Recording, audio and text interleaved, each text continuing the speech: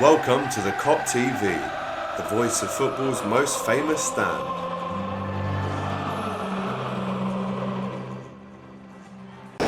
Instant match reaction for the Kop TV AGT here as well. Just a quick one before we get into it. You know already, make the likes go up, make the comments go up, give us some help on there. And listen guys, you've helped us. We're at 10k, we're past 10k now.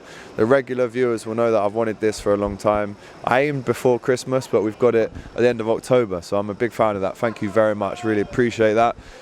Let's talk about the game. As we started, I was so confident.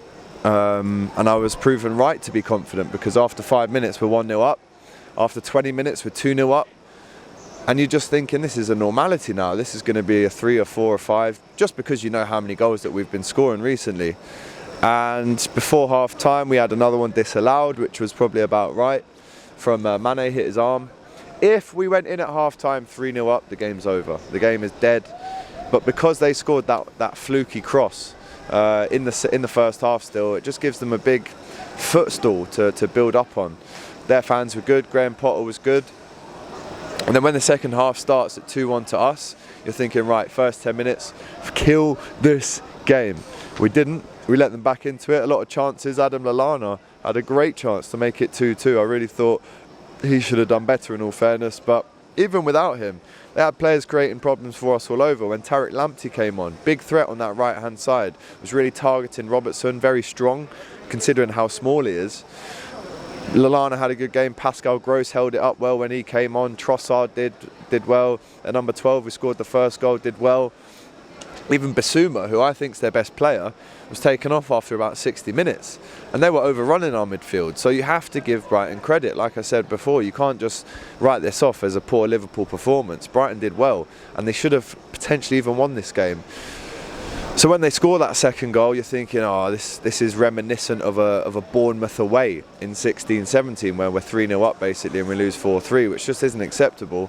But at home, it makes it even worse. And I think when you throw that 2-0 lead away at home, everyone comes out of the ground thinking it's a loss. And that's how it felt today. Jurgen Klopp will not be happy with that performance, especially in the second half whatsoever.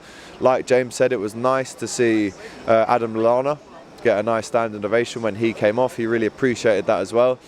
So there's things like that that are nice to see, but listen, it's all overshadowed by what was a poor Liverpool performance. Let's not forget, on the back of what was potentially Liverpool's best ever scoreline in their history, 5-0 away at Manchester United, you would have thought and assumed that this would have been a formality. Unfortunately it wasn't. We've drawn the game 2-2. How does it affect us going forward? Well, on Wednesday we've got a huge game at Atletico Madrid at Anfield. We'll be here for that. And then next week it gets tough. We're away at West Ham on a Sunday, which isn't an easy game whatsoever. So listen, as it always is for Liverpool, the next few games are our biggest games in our history. That's how we have to look at this. If we're going to win the league, just like we did in 1920, every single game that we play has to be taken with pure professionalism. And today it wasn't. We were complacent. We're hurting in midfield. I think Thiago will be back very soon. But it's a poor result here from Anfield. Liverpool 2, Brighton 2. Let's get into the player ratings. Whoa. Just before you go, don't forget, give us a like, drop us a comment and subscribe to the Kop TV. The voice of football's most famous stand.